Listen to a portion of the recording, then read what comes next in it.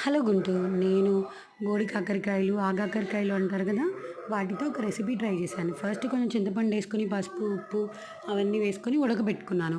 బాగా బ్రౌన్‌గా బాగా మరిగి ఉడికిన తర్వాత అవి ఇలా స్మాష్ చేస్తే ఉడకాలిమాట. మెత్తగా అవ్వాలి. అవిన తర్వాత నేనేం చేశాను, కొంచెం ఆయిల్‌లో ఉల్లిపాయలు, పచ్చెనపప్పు, మినపప్పు, ఆవాలు, జీలకర్ర, కరివేపాకు వేసి కొంచెం ఫ్రై అయ్యాక ఇవి కూడా అందులో వేసి ఫ్రై చేసుకొని ఆల్రెడీ మనం సాల్ట్ అవన్నీ వేసుకుంటాం కదా! తగినంత సాల్ట్ అవన్నీ వేసుకొని చిన్న వెల్లుల్లిపాయ కారం ఉంటుంది. కారం, ధనియాలు, జీలకర్ర, వెల్లుల్లి కలిపి మిక్సీ పట్టిన కారం 2 స్పూన్స్. మీకు తగినంత కారం మీరు వేసుకోండి. నేను 2 స్పూన్స్ వేసుకొని కొంచెం సాల్ట్ వేసుకొని ఫ్రై అయ్యేదాకా చూసుకున్నాను. డ్రై ఫ్రై అవ్వాలన్నమాట. డ్రైగా అయిపోయిద్ది. బ్రౌన్‌గా డ్రైగా అవుతది.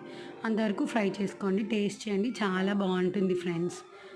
ఈ సీజన్‌లో దొరికేవి ఏ కూరగాయలైనా మిస్ కాకండి. మంచి మంచి రెసిపీస్ ట్రై చేయండి. Bye bye.